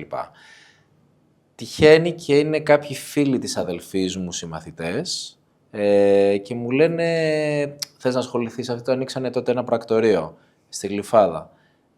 Και μου λένε, θες να, ήταν μια και γνωστή κιόλας, και μου λέει, θες να ασχοληθείς με το modeling και τέτοια. Λέω εγώ. Γενικά μου έρχονται και είμαι σε φάση εγώ. Δηλαδή, ξέρεις, δεν τα είχα σκεφτεί ποτέ. Δεν ξέρω, κάτι βλέπανε, κάτι. Πάντοτε ήμουν πιο low profile. Οπότε μου λένε, εκείνοι θες μου να ασχοληθείς. Λέω πάλι, καλή ώρα, εγώ να ασχοληθώ. Τι με τη μόδα δεν έχω ιδέα. Δεν είναι ότι ασχολούμουν, ότι έκανα κάτι από μικρός, διάβαζα περιοδικά, έκανα καμία σχέση. Εντάξει, πάντα μου άρεσε να ντύνομαι ωραία, ξέρω εγώ, και να προσέχω, αλλά όχι ότι ήμουν κάτι το, ξέρω εγώ, freak. Και μου λένε, θες να ξεκινήσεις. Λέω, δεν ξέρω, πώς ξεκινάς, τι κάνεις. Μου λέει, τίποτα, έχουμε ανοίξει ένα πρακτορείο, στη Γλυφάδα ήταν καλή ώρα και θα σου κάνουμε ένα book, θα σου πληρώσουμε, μου λέει, την φωτογράφηση, να σου κάνουμε ένα book. Κάποιες φωτογραφίες που σου δείξα στην αρχή, που είμαι 18 χρονών, αυτή είναι η φωτογράφηση η πρώτη. Θα μας δώσεις το δικαίωμα να τις βάλουμε στο βίντεο. Δώσω, μην γελάσετε βέβαια. Οπότε ξεκίνησα, μου πληρώνουν το book και μου λένε θα πας σε casting. Πάω σε ένα casting, δεν θυμάμαι και τι ήταν για το περιοδικό τότε, Nitro, κάτι τέτοιο ξέρω εγώ. Πάω εγώ τελείως ψαρωμένος και αυτά, μοντέλα εκεί πέρα περιμένανε. Δεν ήξερα καν τι πας, τι κάνεις, τι πρέπει να κάνεις. Και δείχνω το book μου, αυτά, μου λένε μπράβο, okay, και φεύγω. Με παίρνει το πρακτορείο τηλέφωνο και μου λέει, έλα, μου λέει, κλείσει τη δουλειά. Λέω, τι εννοείς, λέω, αυτό μου λέει, ναι, τους άρεσες πάρα πολύ, την έκλεισες. Πρώτο casting που πάω. Λέω, μπράβο, λέω, ξέρω εγώ. Έψαχνα μετά να δω πώς θα κάνω, τι θα κάνω, πώς θα στηθώ, πώς θα. Πώς θα μας πεις λίγο για πότε μιλάμε, γιατί είναι σημαντικό το 2001. Άρα, για να δώσω στον κόσμο να καταλάβει, τώρα θα μιλήσουμε για το modeling κόσμο, που έχουμε μιλήσει για τον σημερινό κόσμο, αλλά για τον κόσμο του 2001 στο modeling, 2001. Που είναι ένα industry μίλια και χιλιόμετρα μακριά από αυτό που υπάρχει, ας πούμε, σήμερα και τον τρόπο που δουλεύει σήμερα η business. Καμία σχέση. Τότε καταρχάς από το modeling έβγαζες χρήματα. Να το πω ξεκάθαρα, έβγαζες. Όσο δούλεψες, έβγαζες. Υπήρχαν δουλειές άπειρες. Άπειρες δηλαδή για όλους. Casting, full, φωτογραφίσεις, show, καμπάνιες. Και επίσης παίζει ρόλο το ότι δεν υπήρχε διαφήμιση από το Insta και από το Facebook και όλα. Οπότε όλα ήταν να διαφημίσεις την τηλεόραση, να είσαι σε αφίσα, να είσαι στο περιοδικό, να είσαι στο εξώφυλλο, να είσαι σε εφημερίδες. Αυτά υπήρχαν. Οπότε υπήρχε δουλειά για full, για όλους. Και δεν υπήρχαν πολλοί. Οπότε ήταν και πιο κλειστό έτσι η community. Οπότε το ξεκίνησα καλή ώρα και άρχισε να πηγαίνει πολύ καλά casting. Πίστεψαν σε μένα και η μία δουλειά έφερε την άλλη. Γιατί όταν είσαι και νέο πρόσωπο, καλά μου φαίνεται και τώρα ισχύει αυτό εδώ πέρα, πέφτουν οι εταιρείες, διαφημίσεις αυτά και περιοδικά και όλα, ξέρω εγώ, να πω η μία μετά την άλλη. Οπότε δούλευα full time. Αυτό το κομμάτι το εδώ. Σου άρεσε? Ναι. Ξέρεις τι, μου άρεσε, γιατί πάντα το έκανα για φαν, δεν το έκανα για βιοποριστικούς λόγους. Γιατί είχα το ταξιδιωτικό πρακτορείο, είχα μια άνεση ψυχονίζου μου, οπότε ήταν χόμπι πάλι. Αν και έβγαζε πολλά λεφτά τότε. Αλλά μ' άρεσε πολύ, γιατί είχε να κάνει με... Η φωτογραφία μ' αρέσει. Δηλαδή, μπορεί σε κάποια ζωή να ασχολούμουν και εγώ. Κάποτε καθόμουν και έκανα editing και μ' άρεσε παλιά πολύ όλο αυτό. Δεν το έχω κάνει ποτέ εννοώ επαγγελματικά να βγάζω, αλλά μ' άρεσε. Οπότε μετά γνωρίζω μια κοπέλα τότε, η οποία ήταν από την Αμερική, μοντέλο και είχε έρθει στην Ελλάδα και βγαίναμε. Μια χαρά όλα, μια σχέση φυσιολογική και κάποια στιγμή μου έρχεται ένα mail. Εγώ σπούδαζα στον Τυρί τότε και έκανα modeling εδώ. Και μου έρχεται ένα mail ότι σε έχουν δεχτεί σε ένα πρακτορείο στη Νέα Υόρκη. Και είμαι εγώ σε φάση, εγώ δεν έχω στείλει στη Νέα Υόρκη σε ένα πρακτορείο. Αλλά από κάτω λέει, ξέρω εγώ, το όνομα της κοπέλας τότε που ήταν. Λέω, δεν μπορεί να έχει γίνει λάθος και να είναι, κατάλαβες. Και της το δείχνω, μου λέει, ναι, μου λέει, είχα στείλει τον book σου στην Αμερική, σε ένα πρακτορείο και μου λέει, γενικά τότε ήταν δύσκολο να σε πάρουν. Γιατί αυτό που κάνουν στην Αμερική, που δεν ξέρω να το κάνουν τώρα, έπρεπε να σε δεχτούν όλοι οι bookers. Δηλαδή, π.χ. ένα πρακτορείο έχει 10 bookers, πρέπει και οι 10 να συμφωνήσουν για να είναι δίκαιο. Γιατί ο ένας booker ασχολείται με το περιοδικό, ο άλλος ασχολείται με τα show, ο άλλος ασχολείται με τα διαφημιστικά. Οπότε πρέπει να σε γουστάρουν όλοι. Και μου λέει, ξέρεις τι σημαίνει, μου λέει αυτό να πας στο πρακτορείο στην Αμερική κτλ. Λέω, ούτε καν. Μετά ήταν ένας φωτογράφος, τώρα δεν ξέρω, τον Bruce Weber. Είναι παλιός φωτογράφος, αυτό έκανε και πολλά μαυρόσπρα, έκανε και αμφιχρώμη και τέτοια. Και αυτό το πρακτορείο συνεργαζόταν μαζί του και είχαν στείλει τις φωτογραφίες για να του πάρουν σαν ιδέα, σε αρέσει αυτός κτλ. Και του άρεσα και μου λέει, ξέρεις τι σημαίνει αυτό. Και μου λέει, πάμε Αμερική, μην το σκέφτεσαι. Οπότε παγώνω τον τυρί και λέω συγκεκριμένα και στη μητέρα μου τότε, λέω θα φύγω για 1-2 μήνες, ξέρω εγώ. Γύρισα μετά από δεν ξέρω εγώ τι. Και φεύγω και πήγα και ξεκίνησα. Τι βίζες έβγαζαν τότε? Έβγαζαν δύσκολες βίζες, γιατί ήταν τώρα 2005-2004 και είχαν γίνει τότε οι δίδυμοι πύργοι το 2001.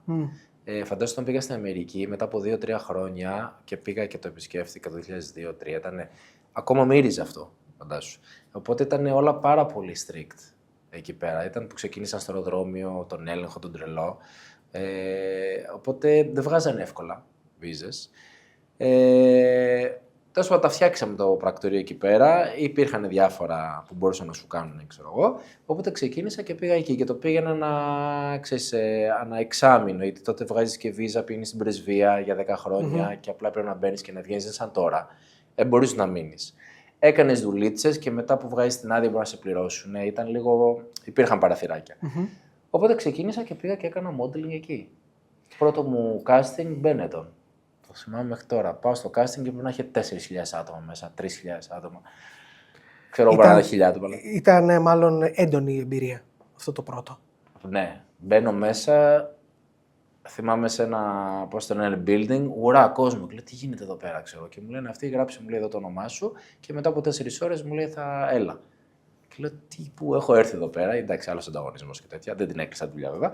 Αλλά ήταν και η Benetton που έχει φάτσες μαύρους, κινέζους, άσπρους, κόκκινομάλιδες, προμάλιδες κτλ. Οπότε ήταν όλοι εκεί. Αλλά ήταν το πρώτο μου casting και λέω, έτσι θα είναι. Τι φάση είναι, εντάξει, δεν ήταν όλα έτσι μετά. Μπορείς να μας πεις περίπου σε εκείνη την εποχή, στην Αμερική, σε δουλειές που έκανες, περίπου τι λεφτά μπορεί να έπαιζε? Λοιπόν, δουλειά. Εκεί πέρα απογοητεύτηκα πρώτη φορά με το modeling. Γιατί? Γιατί όταν πήγα σε ένα casting το οποίο ήταν φωτογράφηση για την Abercrombie. Θυμάστε την Abercrombie, τότε ήταν χρυσή εποχή. Στο Πίκτης. Το Πίκτης που έβαζε τα μοντέλα, σακούλες, αυτά. Αυτός ο Bruce Weber σου λέω φωτογράφησε εκεί και η φωτογράφηση ήταν στο St. John, που είναι κάτι νησιά της Καραϊβικής, ξέρω εγώ κάτι που... και πάω στο casting και τώρα μοντέλα full. Και εκεί σε πέρανε Polaroids. Αν σε γούσταραν, σε πέρανε Polaroids. Γιατί θέλουν λίγο να σε. Τότε θέλουν να σου είναι real. Δηλαδή ένα t-shirt, ένα jean και φωτογραφία. Τίποτα δεν θέλανε από τα book. Πώς βγαίνει εκείνη την ώρα. Και μου βγάζουν Polaroids και παίρνουν τηλέφωνο το πρακτορείο μου και μου λένε τον θέλουμε. Okay.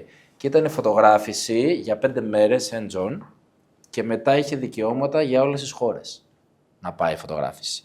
Λοιπόν, η φωτογράφηση τότε, 2000, σου λέω 4-5 να ήταν 200 χιλιάρικα, συν 20 χιλιάρικα σε κάθε χώρα που θα πήγαινες δικαιώματα.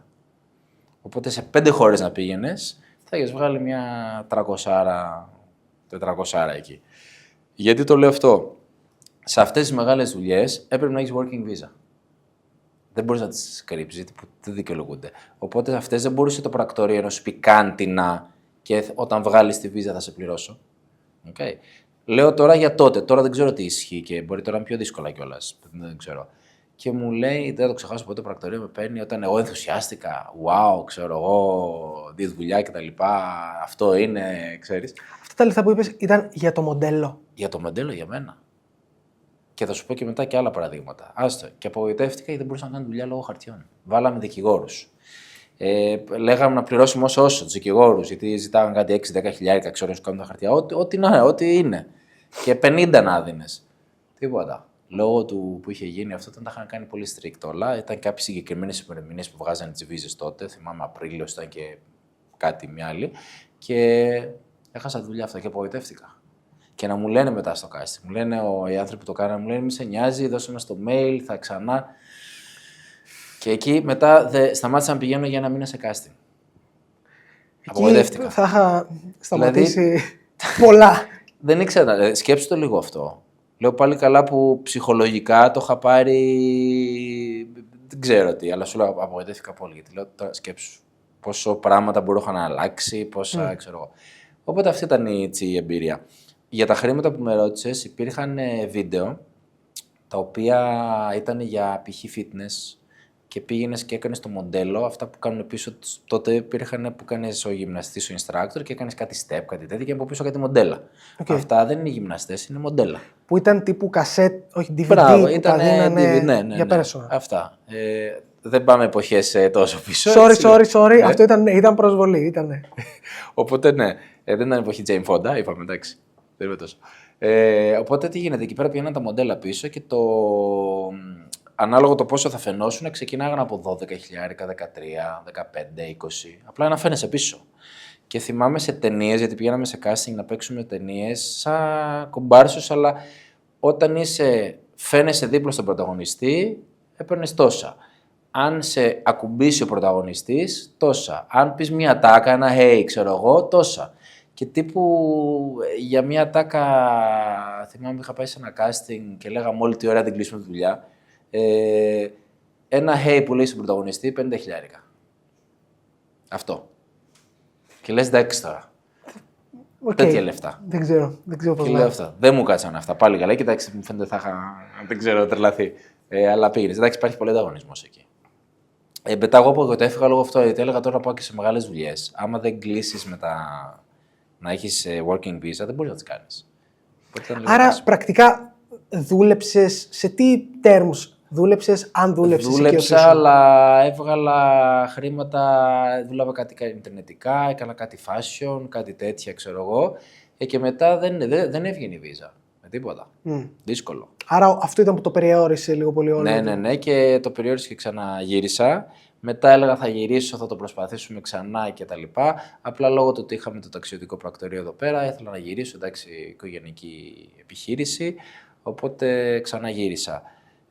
Υπό άλλες συνθήκες, αν ξαναπήγαινα, δηλαδή αν ξαναγυρνάμε τον χρόνο, και κάλαζα κάποια πραγματάκια. Θα σκότωνα το δικηγόρο η αρχή. Ναι, παίζει, ναι, αλλά πιστεύω ότι μπορούσα να το παλέψω και να μείνω, κατάλαβες, εκεί. Αλλά σου λέω θα πρέπει να μην με κρατάει κάτι εδώ. Οπότε γι' αυτό το λόγο ξαναγύρισα. Η πάσα του, τι υπήρχε στο modeling, γιατί μιλάμε και για μια χρυσή εποχή modeling, όπως είπες, και στην Ελλάδα. Τι ίσχυε στην Ελλάδα αντίστοιχα?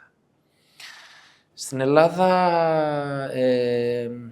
ίσχυε ότι υπήρχαν δουλειές πολλές, γινόντουσαν ωραίες δουλειές τότε και με χρήματα. Απλά στην Ελλάδα ήταν λίγο ανοργάνωτα σε σχέση, αν με ρωτάς αυτό με την Αμερική. Δηλαδή, μεσογειακό. στο πρακτορείο είχαμε ένα voucher.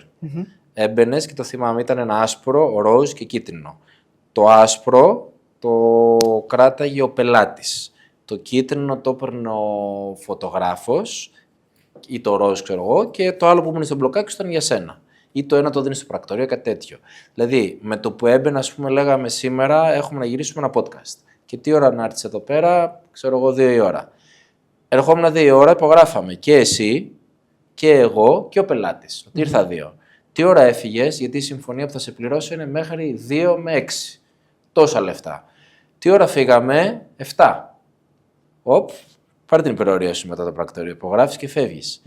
Αλλά επειδή κάναμε φωτογραφίσεις και με γυναίκες, οι γυναίκες για να φτιάξουν μαλλί και τα make-up και όλα αυτά πηγαίνανε 2 ώρες πριν και εμείς οι άντρες μας λέγανε ελάτε μισή ώρα. Οπότε αν η δουλειά σου ήταν 2 η ώρα, στις γυναίκες λέγανε ελάτε 12 και στους άντρες ελάτε 1,5. Με αποτέλεσμα ότι τους κάνουν ένα μαλλί, ένα make-up και ξεκινάμε φωτογράφηση. Okay. Στην Ελλάδα σου λέγε έλα 10 η ώρα, ξεκινάγαμε. Τι καφέ θα πάρετε, παιδιά? Τι θα παραγγείλουμε, κάτσε να έρθει ο καφές πρώτα, κάτσε αυτό. Πήγαινε 11.30, 12, να ξεκινήσουμε μαλλιά. Θα βαφτείς, κάτσε, έχουν περάσει 3 ώρες. Okay. Ξεκινάμε με τη φωτογράφηση, διάλειμμα, παραγγείλουμε πίτσες. Τώρα θυμάμαι να το ξεχάσω, έκανα μια καμπάνια, δεν θα πω ποια εταιρεία, για εσώρουχα. Και παραγγέλνουν πίτσες. Λέω, παιδιά, δεν παραγγείλουμε πίτσες. Λέω, εδώ πέρα προσπαθούμε να στεγνώσουμε, να φανούμε, δεν θα φάω την πίτσα, ξέρω εγώ. Εντάξει, μου λέει. Καλά είσαι. Καλά είσαι, εντάξει, θα φτιάξουμε. Μερικά πράγματα που μου έχεις πει και πρέπει να τα επικοινωνήσω στον κόσμο είναι ότι τότε, εκτός από περιοδικά, φωτογραφίσεις, βίντεο κλιπ της εποχής, πάρα πολύ σημαντικό, δεν έχω προλάβει, δεν έβλεπα, μας είπες και μας έδειξες, και θα το δείξουμε και στην κάμερα, ότι ήσουνα, έπαιζες στη σειρά, στους singles, στα βίντεο κλιπ της Καλομήρας, σε κάποιο άλλο βίντεο κλιπ, πες μας εσύ. Γενικά ήταν μάλλον, από ό,τι έχω καταλάβει, ήταν μια εποχή που σε εκείνο τον κλάδο θεωρώ, έτσι που μου τα λες, ότι ήταν μεσουρανούσες, ρε παιδί μου, ότι ήσουν μέσα σε όλα. Ήμουνα, ναι. Τι θυμάσαι εσύ από εκείνη την εποχή, πώς το έζησες, τι έζησες, κάποια συγκεκριμένα πράγματα που σου έκαναν εντύπωση που... Κοίταξε, έχω κάνει πάρα πολλά. Το ένα που είπες ήταν τότε που είχε κερδίσει το Fame Story η Καλομήρα και κάναμε το βίντεο κλιπ το «Πεθαίνω για σένα». Μου φαίνεται για το πρώτο μου βίντεο κλιπ, ξέρω εγώ. Είχε πλάκα γιατί τότε που σπούδαζα και στον Τυρί, είχαμε goodies μέσα τότε και στα goodies είχαν μια συνεργασία με τα MAT και έπαιζαν τα βίντεο κλιπ. Οπότε όλο το Τυρί έβλεπε το βίντεο κλιπ μου την Καλομήρα που είχε βγει. Και να είμαι εγώ τώρα εκεί πέρα και να μου έχουν κατάλαβε. Κοροϊδεύουν την καλή είναι, ξέρω εγώ. Οπότε είχα ζήσει αυτό εδώ πέρα. Ναι, αλλά πριν μου είπες και ένα ακόμα παράδειγμα που έγινε αυτό. Ποιο? Πολλά. Το στρατιωτικό. Α, ναι. Ότι η καζούρα συνεχίστηκε και εκεί. Η καζούρα συνεχίστηκε όταν μπήκα φαντάρος το 2009. Πρώτη μέρα πάμε να αρκιστούμε στην Τρίπολη και με φωνάζουν από τα μικρόφωνα. Μάγκος, ξέρω εγώ, να παρουσιαστεί στο γραφείο προσωπικού. Πάω ψαρωμένος πρώτη μέρα, παρουσιάσω κτλ. Μπαίνω μέσα, λέω τι έχω κάνει. Πρώτη μέρα ήρθα, δεν προλάβα να κάνω κάτι. Και μου λένε με σοβαρό τρόπο: είναι αλήθεια ότι παίζει, μου λέει στο βίντεο κλιπ της Καλομήρα. Και είμαι σε φάση τώρα δεν μου κάνουν καζούρα και μετά άρχισαν να γελάνε. Χαβαλέ. Και μετά βγαίνω από το γραφείο προσωπικού με αποτέλεσμα να βάλουμε στα μικρόφωνα να παίζει το «Πεθαίνω για σένα». Και να ξεκινήσουν όλοι. Και είχε γίνει χαμός. Ναι, το έχω ζήσει και αυτό εκεί πέρα. Είχε πλάκα. Ήταν ωραίο όμως. Δηλαδή ήταν ευχάριστο και καλά κοροϊδεύανε, αλλά ευχάριστα δεν είχα ποτέ θέμα. Ήταν ωραία. Εντάξει. Εμπειρία κι αυτή. Πώς και δεν. Συνήθως, έτσι που μου τα παρουσιάζεις, οι περισσότεροι θα που είχαν μπει στο χώρο του modeling, μετά πάντα είχαν μια τάση να θέλουν να μπουν πιο στο κομμάτι της ηθοποιίας και τηλεόραση, που τότε η τηλεόραση ήταν το νούμερο 1 και λεφτά και το ένα και δόξα. Πώς και δεν σου κάτσε καθόλου το κομμάτι τηλεόραση ή όσο σου έκατσε? Κοίταξε, στο κομμάτι τηλεόρασης είχα συνεργασία με τον Γιώργο το Φιδά στο Singles τότε. Έπαιζα στο ένα και ένα και ένα δεύτερο και το 2. Οπότε εγώ έπαιζα στο ένα και ένα δεύτερο. Και έκανα τον Μπράβο της Αποστηλίας Ζώης. Παπαγάγου με το Φώτη, τώρα καινούργια γενιά. Κάποιοι τα έχουν δει, πιο παλιοί θα τα ξέρουν. Και έπαιξα για 7 επεισόδια εκεί. Έκανα τον ωραίο Μπράβο. Και καλά τη μία η Λίλα τότε εκεί πέρα, την είχαμε απαγάγει και οπότε πήγε να μου αποσπάσει την προσοχή και μου την πέφτει και μου λέει εσύ τι ωραίος που είσαι, τι ωραίο μαλλί που είσαι, κάτι τέτοια και εγώ ξεγελέμαι. Εμένα αυτά μου λένε. Ο μαλλί. Και παίρνει το όπλο μου και γίνεται μια τέτοια πλοκή, ξέρω εγώ. Εντάξει, δεν μπορούσα να πω ότι είναι η ηθοποιία αυτή. Όταν με έβλεπα, έλεγα Γιώργο, του λέω, το Φιδά, τι βλέπεις? Υπάρχουν όμως πολλές Ελληνίδες celebrity που ξεκινάνε με τέτοιους ρόλους, δεν έχουν την αυτογνωσία να πούνε δεν είναι ηθοποιία και μπαίνουν στην ηθοποιία. Δεν θα μπορούσα να το κάνω. Δεν γίνεται. Είμαι άνθρωπος που, να σου πω κάτι, αν μ' άρεσε θα πήγα να το σπουδάσω, να το μάθω, να το κάνω και μετά δεν θα το έκανα ποτέ. Έτσι. Δηλαδή το έκανα τελείως για χαβαλέ και εντάξει, 7 επεισόδια ήμουν αστείο. Η αλήθεια βέβαια τώρα μου ξανάβαζα να τα ξαναπώ, ίσως τα έλεγα καλύτερα, γιατί ήμουν πιο ψαρωμένος τότε. Αλλά τα βλέπω και γελάω, ξέρω εγώ. Και μετά έπαιξα και στο θέατρο. Τον Ολαντίν, το Μαγικό Λιχνάρι. Ήταν ωραία εμπειρία. Το θέατρο είναι ωραία εμπειρία. Η αλήθεια. Μπορώ να το πω. Η τηλεόραση, εντάξει, είναι κάτι το οποίο το πας και το ξαναπάς, θα τα πεις. Στο θέατρο δεν έχει να το ξαναπάς, ή τα λες ή δεν τα λες. Εγώ δεν τα έλεγα. Έχω και λίγο δυσλεξία, ξέρω εγώ. Τονίζω και λίγο καμιά φορά το ρο. Δεν ξέρω γιατί το ρο. Ξέρω εγώ, οπότε έλεγα κάποια πράγματα και περιμέναν πώς και πώς να πω το ρο και γελάγανε, ξέρω εγώ, από πίσω. Πώς το λένε, της παραγωγής. Αλλά ήταν εμπειρία, ωραία. Αν πάρουμε όλα αυτά που λες, και πραγματικά πρέπει να το πω και να το επικοινωνήσω στην κάμερα, αυτό που θαυμάζω πιο πολύ απ' όλα είναι ότι εκτός ότι έχεις κάνει πόσα πράγματα που είναι όλα δημιουργικά και θεωρώ ότι πρέπει να είσαι συνειδητός απέναντι στο ότι σου έχουν προκύψει πολλές όμορφες εμπειρίες. Δηλαδή, από όλα αυτά που ακούω είναι εμπειρίες και νομίζω ιστορίες και εμπειρίες είναι το πιο όμορφο πράγμα να έχεις στη ζωή. Ταξίδια, modeling από εδώ, από εκεί, διαφορετικά πράγματα. Αλλά αυτό που θαυμάζω πιο πολύ είναι το ότι έλεγες ναι, θα μπω, θα το δοκιμάσω, θα το κάνω. Από ό,τι βλέπω, δεν ήσουν συνέχεια του τύπου εγώ έχω δεθεί εδώ πέρα, είμαι ok, θα κάνω αυτό ή θα πάω safe. Βλέπω ότι το discomfort το κυνήγαγες και έμπαινες συνέχεια σε πράγματα καινούργια που μέσα από αυτό θεωρώ ότι οι συνθήκες και η ζωή και η μοίρα και το butterfly effect σε φέρνει εκεί που πρέπει να σε φέρει. Συμφωνώ απολύτως. Είμαι της άποψης και το λέω και στα πιο νέα παιδιά, αυτά που σκέφτεστε και αυτά που θες να κάνεις, κάντα. Μη λες θα τα κάνω κάποια μέρα. Μη λες ξέρω εγώ μπορεί. Κάντα και ας αποτύχεις. Γιατί όταν θα έρθει η στιγμή και θα κοιτάξει λίγο πίσω να πεις το προσπάθησα, το έκανα. Okay. Δεν θα γινόμουν ηθοποιός ποτέ. Αλλά το έκανα. Δηλαδή χαίρομαι που έχω περάσει από την τηλεόραση, έχω κάνει βιντεοκλίπ, έχω παίξει. Δεν είμαι ηθοποιός, καμία σχέση, ούτε έκανα καριέρα σε αυτό. Αλλά σίγουρα το να βγω σε κόσμο και να εκτεθώ και να πω αυτά, μάλλον θα με βοήθησε και το που μπορώ και κάνω μάθημα τώρα σε πάρα πολύ κόσμο. Οπότε, αν κάτσεις λίγο και δεις το puzzle, ό,τι κάνεις στη ζωή, μπορεί εκείνη την ώρα να μην είσαι, δεν είναι ο ηθοποιός ή κάτι, αλλά είναι αυτό που είπες, ότι στο μέλλον κάπου θα σε βοηθήσει. Και επίσης είναι καλό εγώ είμαι ένας άνθρωπος που μαθαίνω κάτι και βαριέμαι και θέλω κι άλλο. Θέλω κι άλλο. Η γνώση μου δεν τελειώνει ποτέ. Τώρα κάνω ακόμα ένα πτυχίο γιόγκα. Έχω κάνει άπειρες ώρες, κάνω άλλο ένα τώρα. Αμερικάνικο που είναι. Δηλαδή πάντα νιώθω ότι δεν σταματάει. Θέλω κι άλλο. Κι άλλο. Τώρα ξεκίνησα πτυχίο, κάνω μασάζ. Που δεν φανταζόμουν ποτέ. Δηλαδή, λέω γιατί μου το μάθω αυτό, να το συνδυάσω μαζί με τη γιόγκα ή άμα κάποιο έχει έναν τραυματισμό να ξέρω να του κάνω. Είναι καλό να είναι οι γνώσεις όλες. Αλλά σίγουρα όλα μαζί πιστεύω βοηθάνε και σε κάνουν καλύτερο άνθρωπο και πάντα θα έχεις ιδέες, πάντα ό,τι και να σου συμβεί στη ζωή θα έχεις δουλειά. Πάντα οπότε είμαι της άποψης ότι μη λες ποτέ θα. Κάν' το. Έτσι έκανα και στην Αμερική. Θα μπορούσα να πω κάποια στιγμή θα πάω. Μου ήρθε ευκαιρία ένα μήνα, είχα την οικονομική άνεση. Βέβαια, πρέπει να έχει και λίγο ένα background, ξέρουμε, γι' αυτό σου λέμε και τυχερό σε κάποια πράγματα. Έφυγα, το έκανα. Οπότε είμαι τη άποψη να κάνει πολλά. Και ό,τι γίνει, ξέρω εγώ. Εντάξει, μην θα γίνει και κάτι.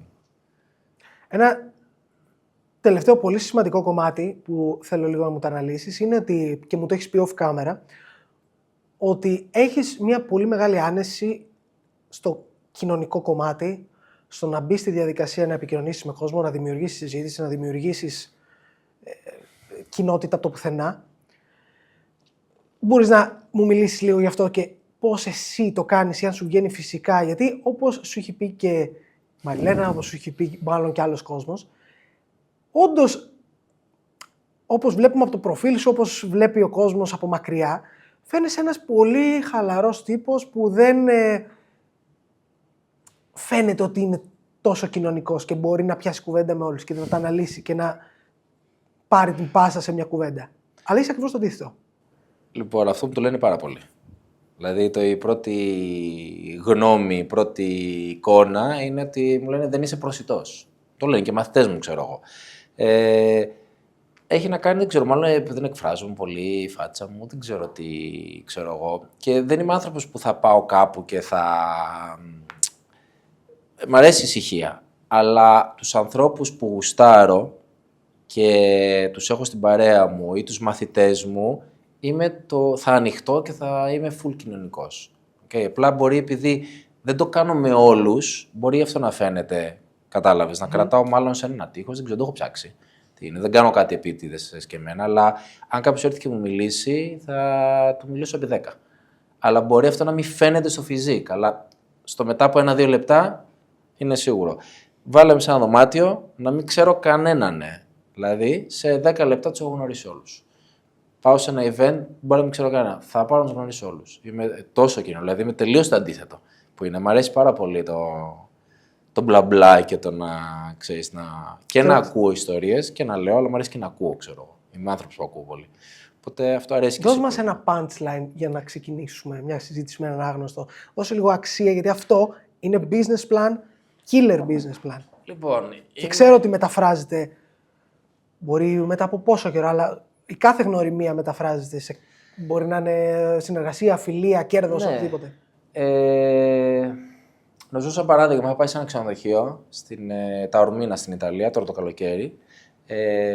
Και καλό ξενοδοχείο, ένα four season που ήταν. Και πάω στην πισίνα, μέσα.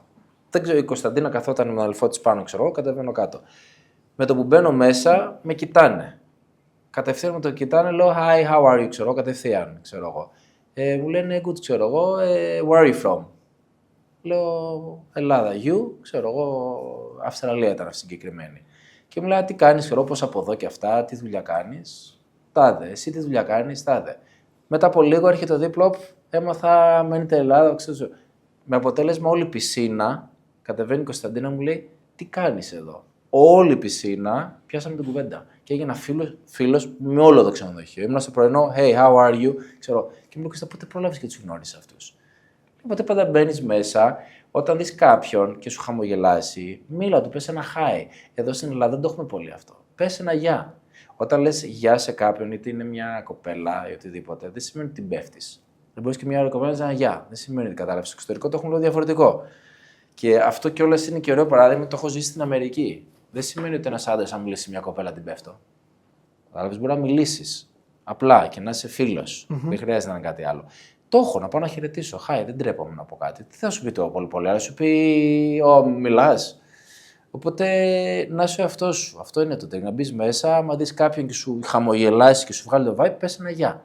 Όταν σου πει ένα γεια, σου πει hello άλλος. Ξέρω. Τι κάνεις, πώς από εδώ, αυτό και ξεκινάει όλο. Και έτσι ξεκίνησα και έμαθα όλο το ξενοδοχείο. Παρεπιπτόντως, ρώταγα όλους τι δουλειά κάνετε. Όπως σου είπα, μου είπες πριν ότι η αδελφή σου είχε έναν μεγάλο ρόλο στη ζωή σου και θέλω να μου το αναλύσεις λίγο. Είχε και έχει, εννοείται. Η αδελφή μου από μικρή, εντάξει, τσακωνόμαστε εννοείται και τέτοια σαν αδελφιά. Κλασικά, η αδελφή μου είναι 4 χρόνια πιο μεγάλη. Πάντα με συμβούλευε γιατί η αδελφή μου σου λέει into the point κάτι. Και έχει ένα ταλέντο η αδελφή μου, θα μπορούσε να το κάνει και δουλειά αυτό, ξέρω εγώ. Μπορεί να της μιλήσεις και να σου πει ακριβώς με το τι σου ταιριάζει να ασχοληθείς. Ό,τι μου έχει πει είναι όντως. Δεν θα σου πει παραπάνω πράγματα, θα σου πει λίγα to the point. Οπότε την εμπιστεύομαι πάρα πολύ.